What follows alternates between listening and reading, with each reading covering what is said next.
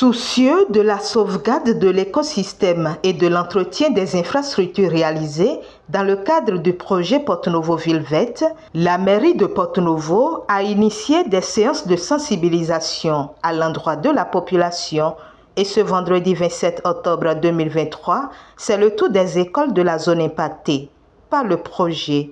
Ainsi donc, les apprenants et enseignants du complexe scolaire d'Eguetokpa, de l'école maternelle Fila, du CEG d'Apassa, de l'EPP Gbedi, du complexe scolaire Akron et du complexe scolaire Bécon ont reçu la visite de la délégation de la mairie, des cadres techniques du projet et de l'ONG Grab Bénin qui les ont sensibilisés sur les avantages du projet Porto-Novo Ville Verte et les enjeux importants de l'entretien et du respect des infrastructures réalisées en vue d'un changement de mentalité et de comportement.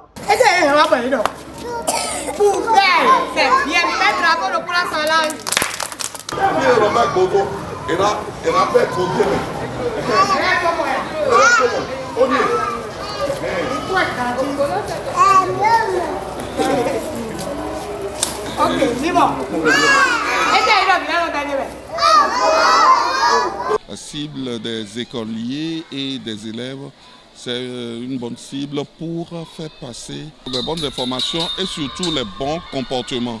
Et c'est pourquoi nous sommes arrivés pour montrer aux enfants les mauvaises habitudes qu'on avait.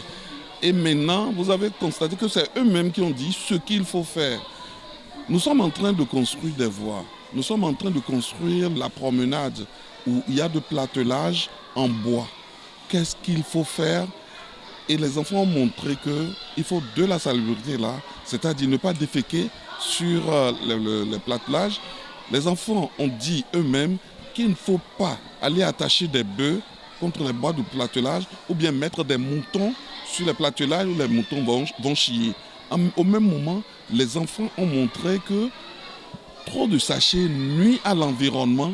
Donc, il faut toutes les fois que nous utilisons des sachets, les garder jusqu'à un niveau de poubelle et les jeter dedans. Et c'est pourquoi nous avons essayé de trouver à ces différentes écoles des poubelles qui pourront les aider à assainir leur environnement, ce qui nous permet de donner une leçon aux parents. Les parents qui sont à la maison, les enfants pourront répliquer tout ce que nous avons dit et dit chaque fois aux parents. On nous a dit à l'école qu'il ne faut pas déféquer dans les sachets et aller jeter sur la promenade ou à côté de la promenade. On oublie souvent que les enfants, ce sont les meilleurs éducateurs des parents.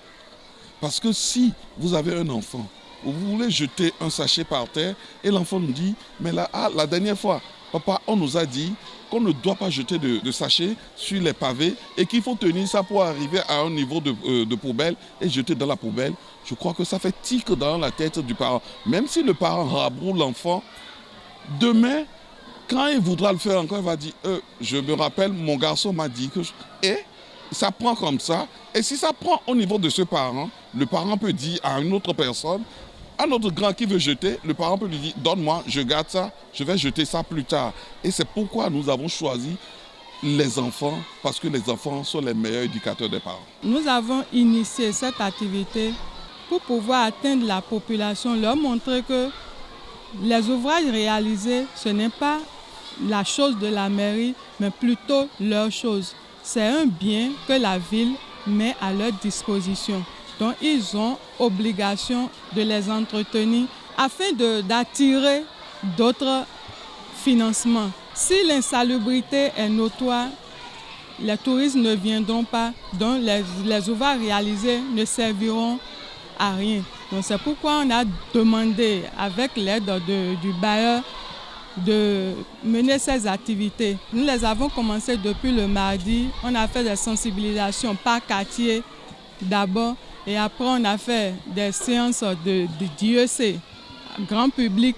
On a fait des formations et aujourd'hui on est dans les écoles pour toucher les élèves. Et on est satisfait de cette activité initiée parce que nous avons constaté que la population même est consciente de ce qu'ils doivent faire pour entretenir ces ouvrages. Ils ont touché du doigt ce qu'on a réalisé pour eux, car toutes les zones ont changé.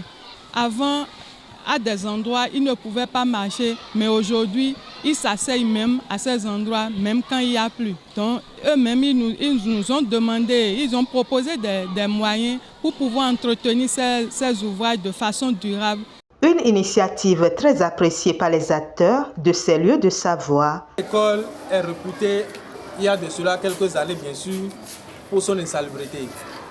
Mais grâce à l'appui et à l'accompagnement de la mairie, nous sommes déjà en train de relever le défi.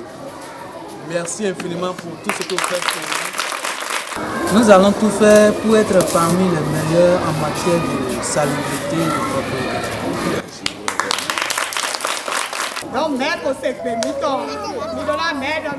beaucoup. Vous avez écouté le message de la délégation de la mairie, oui ou non? Oui. Alors, nous allons prendre un engagement, n'est-ce pas? Oui. De faire bon usage de ces poubelles et de ne plus jeter des ordures par terre, n'est-ce pas? Oui. On dit merci à la mairie. Merci.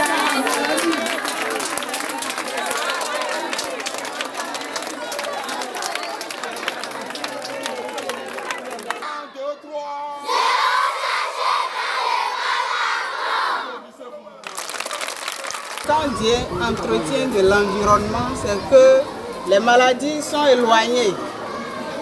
Et quand il n'y a pas de maladie dans un foyer, le foyer est en paix. Je pense que nous vous remercions infiniment et on en fera bon usage. Nous acceptons les cadeaux que vous donnez. Nous vous promettons d'en faire bon usage. Même les documents de la promenade, nous vous promettons de mettre ça en usage dans les classes. Plus le développement d'une conscience écologique s'effectue jeune, plus elle sera porteuse d'un message de préservation de son environnement. Et les cibles de cette séance de sensibilisation, les apprenants, comptent bien être des relais auprès de leurs pairs et leurs familles.